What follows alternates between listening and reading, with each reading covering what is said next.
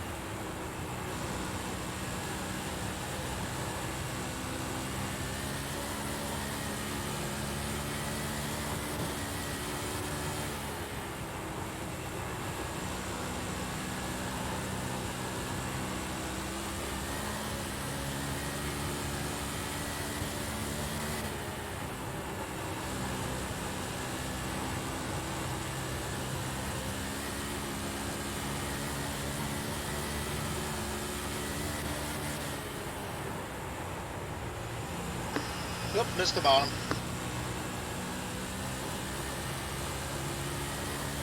Bottom's definitely going to be fastest line here this week, which I think you'd expect with Rockingham. Going on that yellow line as close as possible.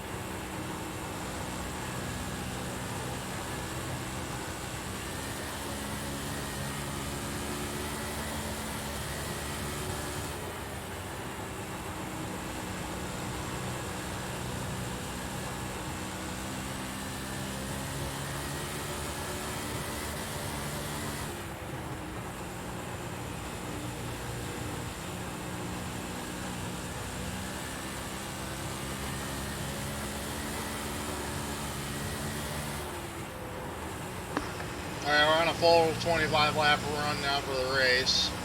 As you can see, time of day is listed right there. I think it's like, I'm trying to think here, 6:14. It's about 30 minutes in any session, about right where a race will end. Full 25 lap run complete. Here's a look at fuel. Burnt over half the tank.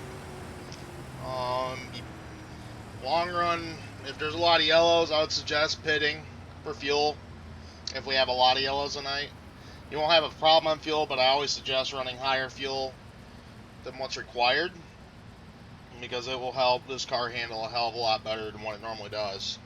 There's a look at, post-race burn fuel. It'll be like 13.2 if we go clean 25 lap green run when you add in the pace lap. I'm going to go in the pits, look at tires.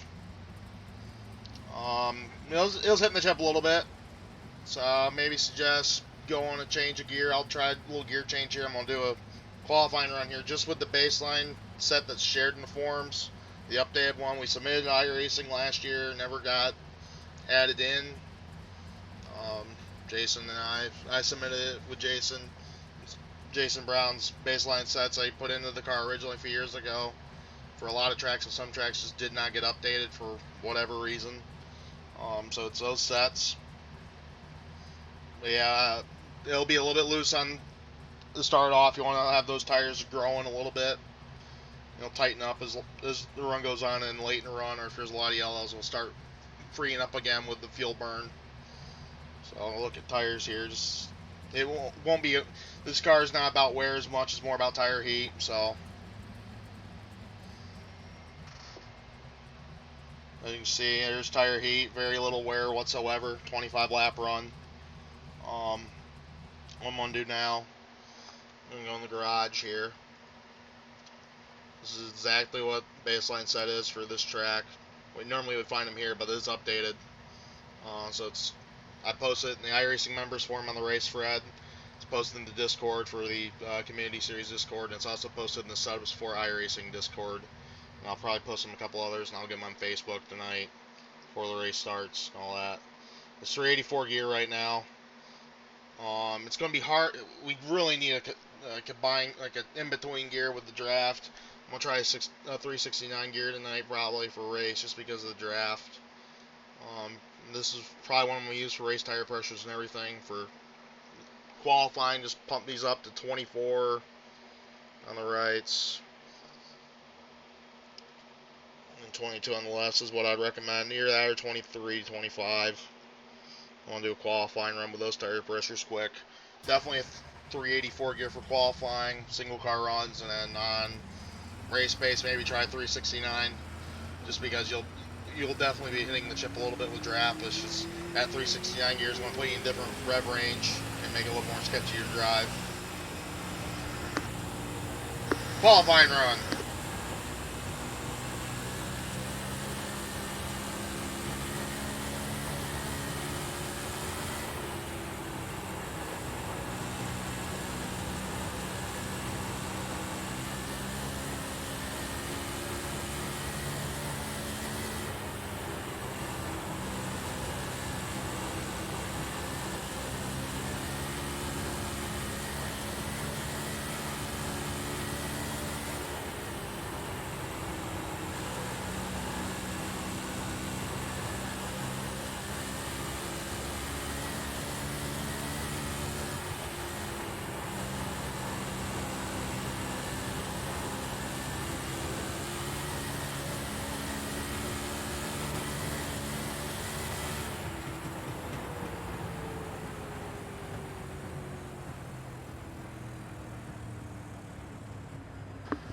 There we go, qual run. Showing a little bit differences how the car drives with the higher tire pressure. If you're struggling early on, you might just want to pump those tire pressures up or keep qualifying pressures in. Just you got to remember it'll be tighter on the long run, tighter mid-race, tighter on restarts, etc. So I'm going to go back to what pressures were. Let's say it was 22, 21, 2, and 2. Something like that. I know it was around there like that. I'm going to try that with a 369 gear now, just to show differences. I'm not going to do a full 25 lap run, just a few laps here. All-time sectors here, I'm going to turn them on for this. See if it's helping at all. Corner entry, single car, I don't think it will. It's just going to make it more sketchier on power range, I think. A few laps of this now.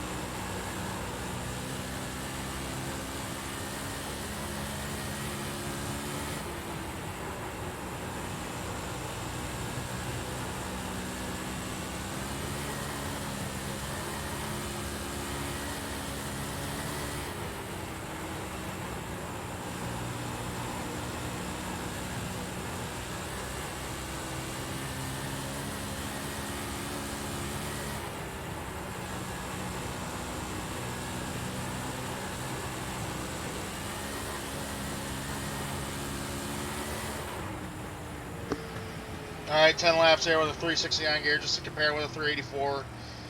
It's started getting a little bit more sketchy on corner entry at the top of the rev range.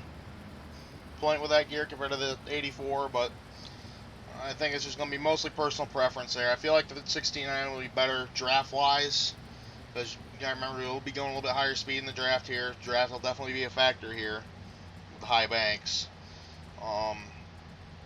Main thing is just keeping the car straight, not overdriving entry into 1 or 3, and then exit of 4 I'll get real loose. So those are the main spots I feel like you're going to have to be careful on tonight.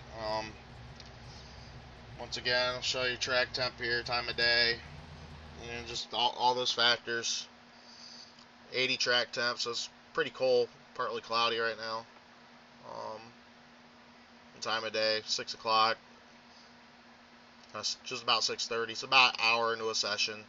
This will be right where the race would be ending. Yeah, I hope this helps. This is a true wild card for us tonight as far as the sprint car regulars go. We haven't ran here since like 2016. We haven't ran Dover since 2017. We used to run these every once in a while on the schedule, especially back when we didn't have as many short tracks like we do now. I just figured put this on the schedule, change it up a little bit, add some variety, see how it'd go. So, especially now with less netcode issues on the high bank tracks like this. So yeah, I hope this helps. Setup will be linked on this video when I put it on YouTube. And it's linked in the forum, linked on the discords that a lot of the sprint car regulars frequent. Links to those discords are on the forum as well. Vice versa. So I just hope this helps.